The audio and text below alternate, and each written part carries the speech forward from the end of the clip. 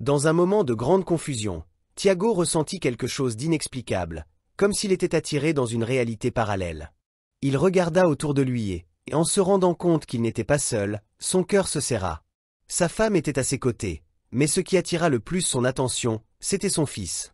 Bien qu'il ne fût qu'un petit enfant, il semblait avoir la maturité et la sagesse d'un adulte.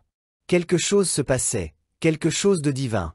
Ce qui semblait être une simple vision se transforma rapidement en une mission céleste. Devant Tiago, un ange apparut, avec une expression sereine et une posture ferme.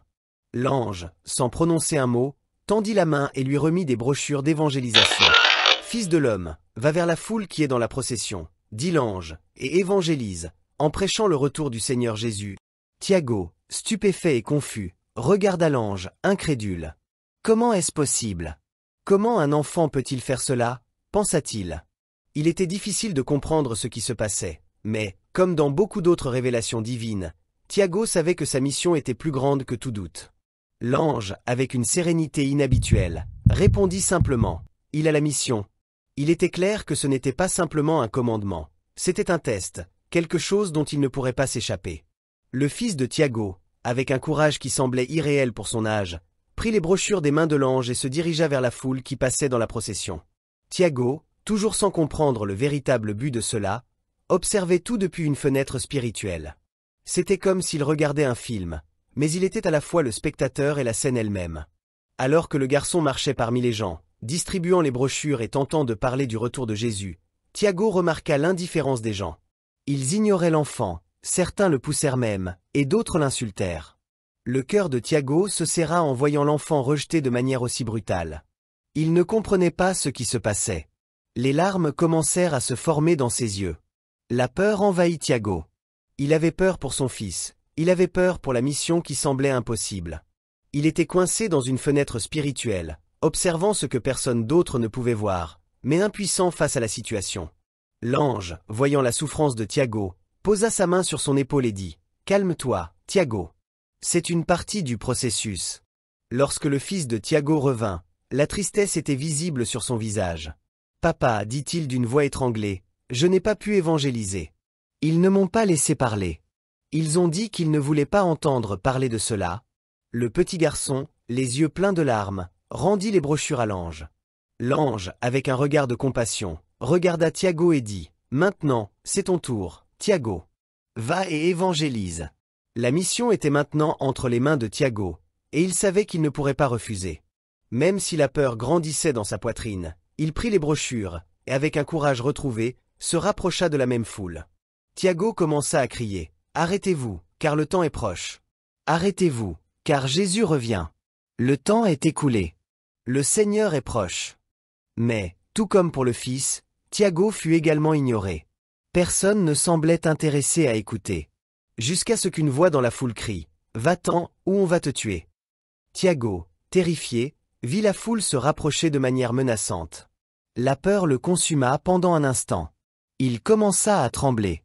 C'est à ce moment-là que l'ange apparut de nouveau devant lui, le prenant par la main et le ramenant dans la fenêtre spirituelle. En un clin d'œil, Tiago fut transporté dans un nouveau décor. Il se retrouva dans un endroit inconnu, avec une grande place devant lui, remplie de gens, d'enfants jouant, de familles réunies. Mais, malgré l'apparence calme, Tiago savait que la mission n'était pas terminée. L'ange remit à nouveau les brochures au fils de Tiago et dit « Maintenant, va et évangélise au milieu de cette foule. » Le petit garçon, avec le même courage, se dirigea vers le centre de la place et commença à parler de l'amour de Dieu, du salut en Christ, mais la réaction de la foule fut similaire à la précédente.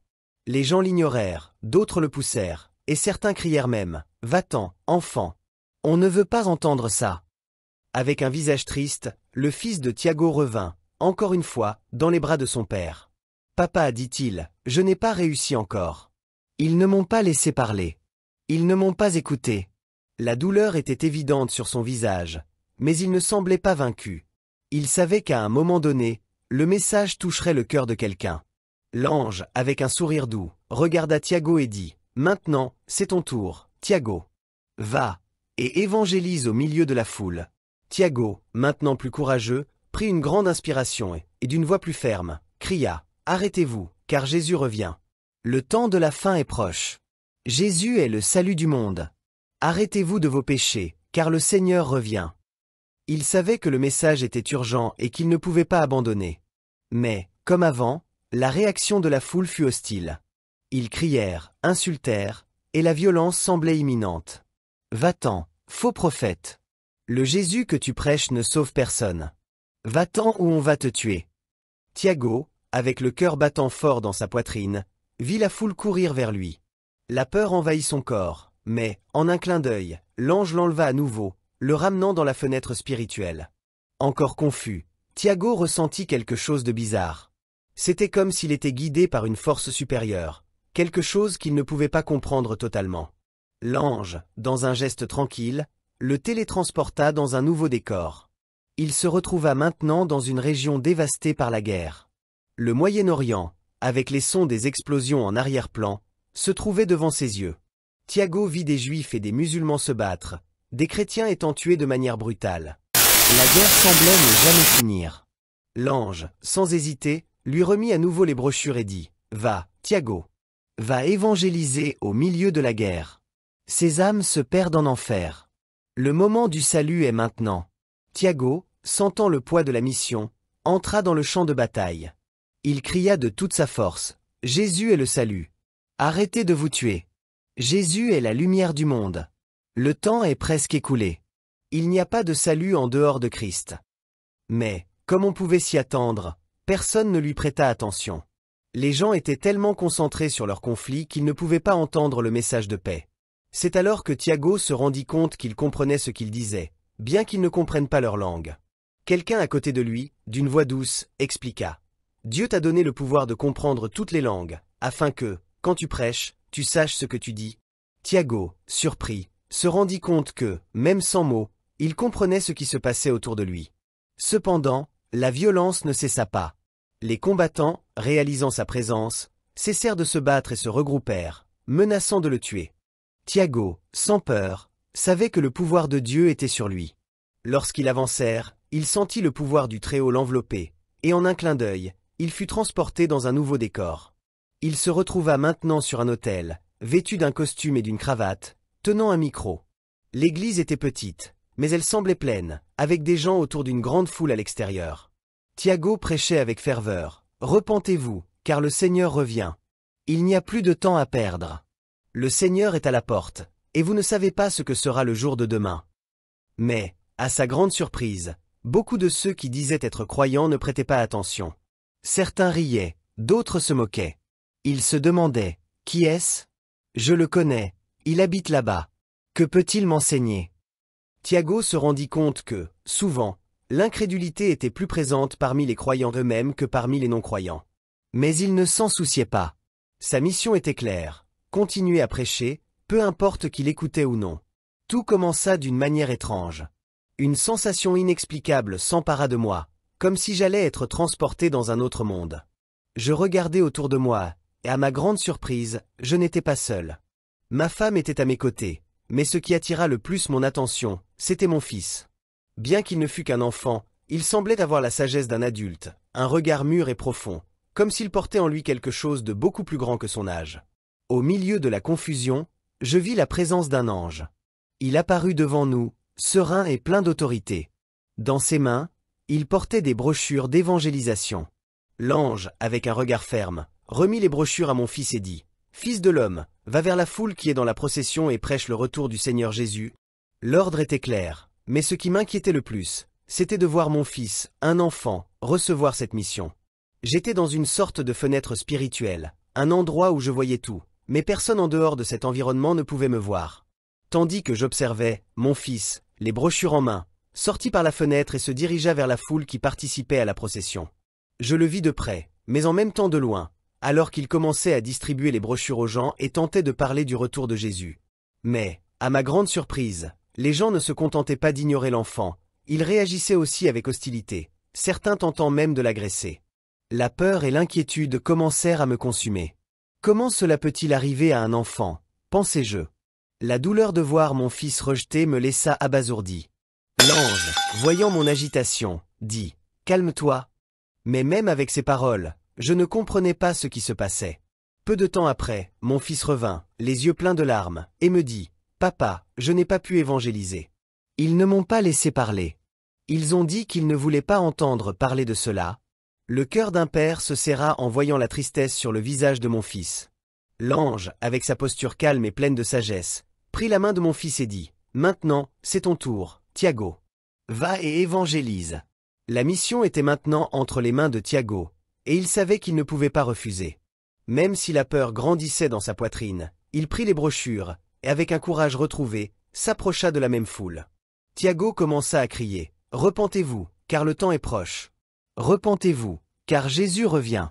Le temps est écoulé. Le Seigneur est proche. » Mais, tout comme pour son fils, Tiago fut également ignoré. Personne ne semblait intéressé à écouter.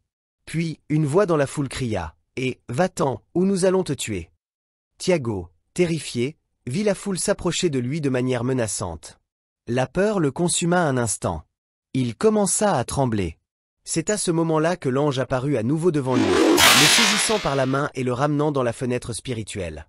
En un clin d'œil, Tiago fut transporté dans un nouveau décor. Il se retrouva dans un endroit inconnu, avec une immense place devant lui, remplie de gens, d'enfants jouant, de familles réunies. Mais, malgré l'apparence tranquille, Tiago savait que la mission n'était pas terminée. L'ange remit à nouveau les brochures à son fils et dit, « Maintenant, va et évangélise au milieu de cette foule. » Le petit garçon, avec le même courage qu'auparavant, se dirigea vers le centre de la place et commença à parler de l'amour de Dieu, du salut en Christ. Mais, tout comme la première fois, les gens l'ignorèrent. Certains le poussèrent, d'autres dirent, « Va-t'en, enfant, on ne veut pas entendre ça. » Mon fils revint, triste et les yeux pleins de larmes, en disant, « Papa, encore une fois je n'ai pas pu évangéliser. Ils ne m'ont pas laissé parler. Ils ne m'ont pas écouté. » Maintenant plus conscient de ma mission, je pris les brochures des mains de l'ange et me préparai à repartir. L'ange, avec un regard rempli de confiance, dit, « Maintenant, c'est ton tour, Tiago. » Bien que la peur soit toujours présente, je me sentis plus courageux. Je commençai à crier, « Repentez-vous, car Jésus revient. Le temps de la fin est proche. Jésus est le salut du monde. » Je répétais ces paroles avec ferveur, mais encore une fois, la réaction de la foule fut hostile. Ils ne voulaient pas entendre. Certains commencèrent à crier, « Va-t'en, le Jésus que tu prêches n'a aucun pouvoir. Ce que tu dis n'a aucune importance. Va-t'en ou nous allons te tuer. » Je vis la foule s'approcher avec rage, et soudain, la panique m'envahit. Ma vie était en danger, et je le savais. Dans ce moment de grande affliction, l'ange m'enleva à nouveau et me ramena dans la fenêtre spirituelle. J'étais abasourdi, ne comprenant pas ce qui se passait. L'ange, cependant, me transporta dans un autre lieu. Et, dans ce nouveau décor, je vis quelque chose de dévastateur, le Moyen-Orient, en guerre. Je vis des Juifs et des musulmans se battre, des chrétiens être tués de manière brutale, décapités et crucifiés. C'était une guerre immense, et la destruction semblait ne jamais finir. L'ange plaça à nouveau les brochures dans mes mains et dit, « Va, Tiago. Va évangéliser au milieu de cette guerre. Ces âmes se perdent en enfer. Le moment du salut est maintenant. » Tiago, sentant le poids de la mission, entra dans le champ de bataille. Il cria de toute sa force, « Jésus est le salut. Arrêtez de vous tuer. Jésus est la lumière du monde. Le temps approche. Il n'y a pas de salut en dehors de Christ. » Mais personne ne lui prêta attention. Les gens étaient plus intéressés à se détruire les uns les autres qu'à écouter une parole de paix. Alors Tiago se rendit compte qu'il comprenait ce qu'il disait, bien qu'il ne comprît pas leur langue. Quelqu'un à ses côtés, d'une voix douce, expliqua. « Dieu t'a donné le pouvoir de comprendre toutes les langues, pour que, lorsque tu prêches, tu saches ce que tu dis. » Tiago, surpris, se rendit compte qu'en dépit du fait de ne pas comprendre les mots, il comprenait ce qui se passait autour de lui. Cependant, la violence ne cessa pas. Les combattants, réalisant sa présence, cessèrent de se battre et se regroupèrent, menaçant de le tuer. C'était comme si Dieu m'avait donné la capacité de comprendre toutes les langues. À ce moment-là, quelqu'un à mes côtés me dit, « C'est pour ça que Dieu t'a donné le pouvoir de comprendre toutes les langues, pour que tu saches ce que tu dis quand tu prêches. » Ce qui se passa ensuite fut encore plus impressionnant. La lutte entre les deux peuples cessa, et ils se retournèrent contre moi. « Et, il y a un chrétien là-bas. Tuons-le. » Tous les types d'armes étaient à leur disposition, des pistolets, des couteaux, des mitraillettes. Je savais que ma vie était en danger, mais je n'avais plus peur. Le pouvoir du Très-Haut était sur moi. Et, en un clin d'œil, je fus emporté loin. Soudain, je me retrouvais sur un autel, vêtu d'un costume et d'une cravate, tenant un micro. L'église était petite, mais elle semblait pleine, et à l'extérieur, une grande foule écoutait ma prédication. Je prêchais avec ferveur, citant Matthieu 24, versets 36 à 42. « Repentez-vous, car le Seigneur revient. Il n'y a plus de temps à perdre. Le Seigneur est à la porte, et vous ne savez pas ce que sera demain. » Mais, malgré la foule autour de moi, quelque chose de étrange se produisit. Bien qu'il soit à l'église, beaucoup se moquaient, d'autres riaient. Certains disaient, « Qui est-ce ? Je le connais, il habite là-bas. Il n'a aucune valeur. » Ceux qui viennent de l'extérieur sont ceux qui ont de la valeur. C'était difficile à comprendre. Comment ces personnes qui se disaient croyantes étaient si aveugles à la vérité? Mais cela m'importait peu. Ma mission était claire, continuer à prêcher, peu importe qui m'écoutait ou non. C'était un après-midi ordinaire, mais mon cœur était lourd. Je prêchais avec ferveur, exhortant tous à se repentir, suppliant qu'ils mettent leurs genoux devant l'autel du Seigneur et demandent pardon pour leurs péchés. « Repentez-vous hommes, repentez-vous femmes », criais-je. « Mets ton genou à l'autel et cherche le pardon. » Mais, malgré l'intensité de ma voix, personne ne m'écoutait. Ils étaient indifférents au message, plongés dans leur propre indifférence. Soudain, quelque chose d'extraordinaire se produisit. Une voix, douce et en même temps terrifiante, résonna des cieux. « Le livre est scellé », dit la voix. Au moment où ces mots furent prononcés, la terre trembla. Un tremblement de terre commença, les montagnes s'effondrèrent et je vis, dans une vision rapide, comme un film accéléré, le chaos se répandre à travers le monde. Les villes étaient détruites, d'énormes foules se rassemblaient dans les rues alors que l'Apocalypse prenait forme sous mes yeux. Je continuais à crier, encore plus fort, exhortant, « Jésus arrive, Jésus est arrivé. Repentez-vous, repentez-vous. » Mais, même devant cette vision terrifiante, personne ne se tournait vers le Seigneur. Personne ne voulait écouter. Au milieu de ces scènes apocalyptiques, une lumière descendit des cieux et éclaira l'église où j'étais. Au milieu de la foule, il y avait un couple qui, comme moi, se leva et observa, émerveillé. La lumière nous enveloppa, et alors quelque chose de mystérieux se produisit. Une force invisible nous tira hors de l'église. L'enlèvement n'était pas comme on nous le racontait, c'était aussi réel que le vent, mais invisible aux yeux des humains. Ce n'était pas une simple apparition rapide, mais un événement grandiose, instantané, comme l'éclair qui brille d'un côté à l'autre du ciel. L'enlèvement n'était pas comme les hommes l'imaginaient. Il n'y avait pas échappés par les yeux, ni de mysticisme. Le Seigneur était là, dans les cieux, attendant les saints, tandis que ceux qui resteraient sur terre feraient face à la tragédie de l'abandon divin. Cependant, ce que j'ai vécu n'était pas simplement une vision, mais la réalité de ce qui se passera. Alors que je flottais, montant vers les cieux, une vision de désespoir m'envahit. La foule en bas, qui restait désespérée, me faisait ressentir une douleur profonde. Les gens criaient et pleuraient, essayant d'attraper mes jambes, celles du couple à mes côtés. Ils étaient en panique, criant « Je me repens. Je veux partir aussi, je ne veux pas rester. Je ne veux pas être condamné. » Mais il était déjà trop tard. Le moment du repentir était passé. Et là, dans les hauteurs, je pouvais voir ce que personne d'autre ne pouvait percevoir. Je voyais la terre en bas, et avec un cœur lourd, je remarquais que, tandis que peu de gens montaient vers la gloire, une foule d'âmes désespérées restait à dériver. Leur désespoir était indescriptible, comme le chagrin d'une famille qui perd un être cher, mais multiplié 1000 fois. Il n'y avait plus d'espoir. Il n'y avait plus de temps. Ce qui restait était le seul destin possible, le lac de feu. L'évangile prêché aujourd'hui a oublié de parler de l'enfer, du péché et de la nécessité d'un véritable rétablissement avec Dieu. Aujourd'hui, l'accent est mis sur les bénédictions matérielles, la prospérité et la célébrité. Mais le véritable message de l'Évangile est que nous devons chercher le royaume de Dieu en premier, et tout le reste nous sera donné. Soudain, alors que je flottais encore, quelque chose de merveilleux se produisit. Une lumière intense toucha mon front, et descendit jusqu'à la plante de mes pieds. Je sentis mon corps se transformer. Ma chair disparut, et ce que je vis fut une silhouette translucide, comme si mon corps s'illuminait de l'intérieur. Dans mes veines, au lieu de sang, passaient des rayons de feu.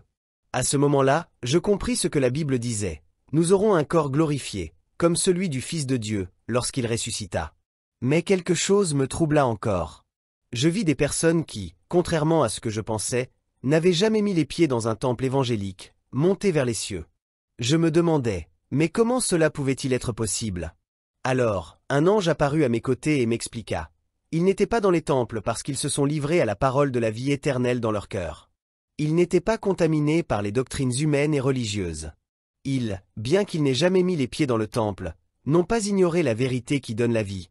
Ensuite, un événement encore plus impressionnant se produisit. Une fissure déchira le ciel, et une lumière plus brillante que le soleil apparut. C'était Jésus, monté sur le cheval blanc, avec le manteau resplendissant. Sur le côté de sa cuisse, il était écrit « Roi des rois, Seigneur des seigneurs ».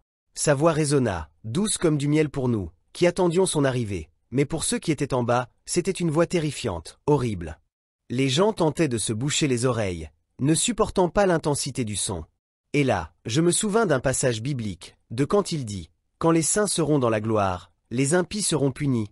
Jésus, qui est le roi, est aussi le juge, et il ne fera pas de distinction entre les personnes. Pour ceux qui ont ignoré sa parole, son amour et sa justice, ce sera un jugement terrible. Le trône blanc est l'endroit où il déclarera le destin des impies. Ils seront devant lui, et c'est lui qui prononcera la sentence. Tu as déjà entendu cette expression, « Avec Dieu, on ne joue pas ?» Eh bien, elle n'a jamais été aussi vraie. Nous ne pouvons pas simplement ignorer sa parole et espérer que tout ira bien. Il est amour, mais il est aussi justice. Celui qui vit dans la rébellion contre Dieu verra sa justice appliquée de manière implacable. Lorsque Jésus a dit « Ne craignez pas l'homme, craignez Dieu, qui peut jeter à la fois l'âme et le corps dans l'enfer », il nous avertissait du danger d'ignorer sa volonté. Si vous avez décidé de suivre le Christ, faites-le avec sincérité. Il n'y a pas de place pour les plaisanteries. Le moment de l'enlèvement viendra, et il sera trop tard pour changer d'attitude. L'évangile d'aujourd'hui doit revenir à prêcher la vérité du repentir, de la sanctification et de la préparation pour la rencontre avec le Seigneur. L'enlèvement, le jugement final et la vérité que Jésus reviendra chercher ses élus sont des réalités que nous ne pouvons pas ignorer. Le Seigneur vient, et comme il est écrit, il viendra comme un voleur dans la nuit. Es-tu préparé? J'étais là, comme d'habitude, prêchant dans un culte. La voix élevée, le cœur ardent, suppliant que tous ceux qui étaient présents se repentent et se tournent vers Dieu. Repentez-vous, hommes. Repentez-vous, femmes. Je criais, avec le ferveur d'un messager du Seigneur. Mets ton genou à l'autel et crie au Seigneur pour le pardon de tes péchés. Mais, malgré l'urgence de mes paroles, personne ne semblait m'écouter. Tous étaient indifférents à ce que je disais, plongés dans leurs propres préoccupations, dans leur propre vie, comme si le temps était éternel. Cette nuit-là, en particulier, il semblait que le repentir était aussi loin que l'horizon. Mais alors, quelque chose se produisit. La voix de Dieu, douce et en même temps terrifiante, tonna depuis les cieux. Un message clair et direct, le livre est scellé. À ce moment-là, quelque chose de surnaturel se produisit. La terre commença à trembler violemment, un tremblement de terre que je n'avais jamais ressenti auparavant. L'église semblait trembler sous mes pieds, mais ce n'était que le début. Je vis, dans une vision instantanée, comme un trailer de film, les montagnes commençaient à s'effondrer. Les villes furent détruites. Des personnes étaient enterrées, et le chaos envahit le monde. Les rues étaient pleines de foule, mais personne ne semblait se soucier de ce qui se passait. Les gens continuaient leur routine, comme si rien ne se passait, tandis que j'étais là, prêchant, voyant tout cela dans ma vision. Alors, ma voix s'éleva à nouveau. Je criai plus fort que jamais, « Jésus arrive! Jésus est arrivé! Repentez-vous, repentez-vous !» Mais la réponse que je reçus fut le silence le plus profond. Personne, absolument personne, ne voulait se repentir. Je vis, à mesure que la vision continuait, le désespoir envahir ces personnes. Mais, soudain, une lumière descendit des cieux, illuminant l'église où j'étais. Au milieu de la foule, je vis un couple qui, comme moi, s'était levé et observait la lumière glorieuse. Quelque chose d'extraordinaire allait se produire. La lumière descendit sur nous tous, nous enveloppant, et soudain, je ressentis une force invisible qui me tira hors de l'église. Mais ce n'était pas seulement moi. Le couple qui était à mes côtés fut également emporté. Quelque chose semblait me transporter loin de cet endroit. Et à ce moment-là, une vérité me frappa. Ce n'était pas seulement l'esprit qui était enlevé, mais le corps, l'âme et l'esprit. Je savais, avec certitude, que nous ne partions pas seulement comme une manifestation spirituelle, mais nous étions transportés physiquement, avec tout notre être. Ceux qui étaient morts furent ressuscités, et ceux qui étaient encore vivants montèrent dans un enlèvement glorieux. À mesure que nous voyagions, notre voyage nous conduisit dans un endroit qui semblait plus grand que la terre elle-même. C'était une immensité de verdure, Un jardin si beau, si parfait, qu'il était impossible à décrire. Il y avait une porte gigantesque, immense, plus grande que n'importe quelle porte que j'avais vue dans ma vie. À la porte, un ange se tenait, surveillant. La file qui se formait là n'était pas comme celle des banques, où tout le monde se précipite, impatient d'entrer. Non, là, chacun de nous avait son moment. Lorsque mon tour arriva, je posai le pied sur le sol de cet endroit céleste, et quelque chose d'incroyable se produisit. Mon corps, qui avait déjà été transformé précédemment, subit une deuxième transformation. Mes cheveux devinrent blancs comme neige. Mes yeux devinrent rouges, de la couleur du feu. Le manteau que je portais fut remplacé par un autre, plus resplendissant, et, en regardant Jésus, je perçus quelque chose qui m'émerveilla. Je commençai à me transformer, à devenir semblable à lui. Sa lumière était incomparable, mais je pus sentir ma propre lumière, qui reflétait sa gloire. C'était une transformation que je ne pouvais pas décrire avec des mots. Pendant ce temps, une grande table fut placée devant nous. Le banquet qui suivit était indescriptible. La nourriture du ciel, dont tout le monde se demande si elle existe, avait une qualité incomparable à tout ce que la terre pouvait offrir. Le goût était indescriptible. Je ne savais comment l'expliquer, mais chaque bouchée semblait une expérience divine. Les anges servaient, mais, étonnamment, je vis aussi Jésus parmi eux, servant, parlant à tous, partageant sa paix et sa joie. Il était partout en même temps. Quand je regardais à droite, il était là. Quand je regardais à gauche, il était là aussi. Quand je regardais derrière ou devant, il était le centre de tout. Il parlait à tous, mais en même temps, il parlait à chacun de nous, comme si nous étions tout seuls avec lui. C'est parce qu'il est omniprésent. Nous restâmes dans ce lieu céleste pendant 7 ans. 7 ans qui, à mes yeux, furent comme un seul instant de joie pure et de paix éternelle. Il n'y avait plus de faim, ni de soif. La nourriture ne se terminait jamais, plus impressionnant encore, nous ne prenions jamais de poids. Il n'y avait ni fatigue, ni usure. Il n'y avait pas de temps comme nous le connaissons sur terre. Et 7 ans passèrent rapidement, comme un souffle.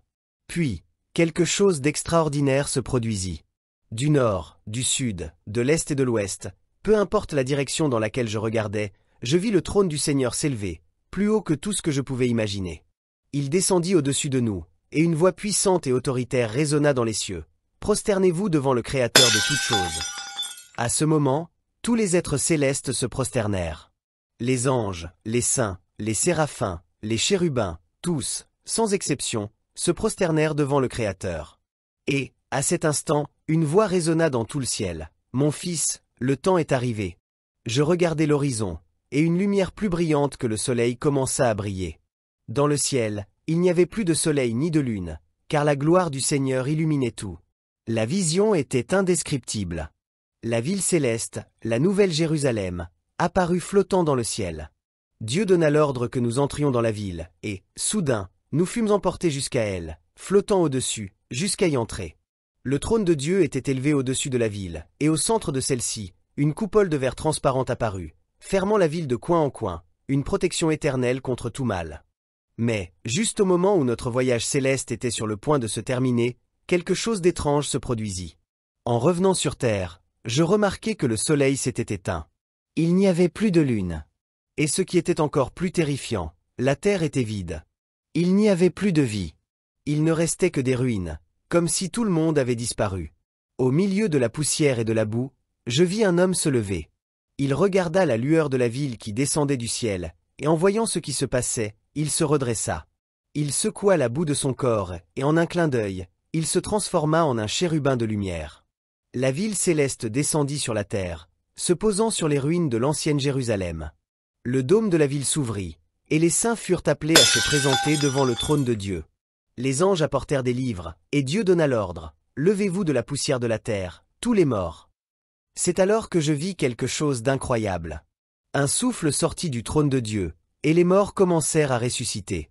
Des os, qui étaient enterrés sous la terre, commencèrent à se lever. Des os, qui étaient dispersés dans l'eau, dans l'air, se rassemblèrent. Ils commencèrent à s'emboîter, et le vent entra en eux, leur redonnant la vie. La peau, les muscles, les veines et les artères furent restaurés. Et, enfin, les morts se levèrent, debout devant le trône de Dieu, prêts pour le jugement final. J'étais là, voyant tout se dérouler. Jésus était sur son trône blanc, le Saint-Esprit était présent, et Dieu, le Père, observait. L'ange s'approcha et Dieu donna l'ordre. Appelez le premier. Et le premier homme fut appelé. Son nom, je ne m'en souviens pas, mais ce que je vis était immense. Il montait une rampe de cristal, tenant une Bible dans ses mains. Au bout de la rampe, un lac ardent apparut, et le jugement commença. L'enlèvement et le jugement final sont réels. Le Seigneur reviendra, et chacun de nous sera appelé à rendre des comptes. Le temps s'écoule, et tout le monde devra se présenter devant le trône de Dieu. Que faites-vous de sa parole? Que faites-vous de son appel? Le temps du repentir est maintenant, car, un jour, il sera trop tard. Si vous avez été touché par ce message et souhaitez continuer à suivre le contenu sur la fin des temps et la vérité qui se trouve dans la parole de Dieu, n'oubliez pas de vous abonner à la chaîne. Activez la cloche pour ne manquer aucune mise à jour. Partagez ce message avec ceux qui ont besoin d'entendre et de se préparer. Ensemble, répandons la vérité et préparons-nous à ce qui est à venir. Abonnez-vous maintenant et faites partie de ce voyage de foi et de réflexion.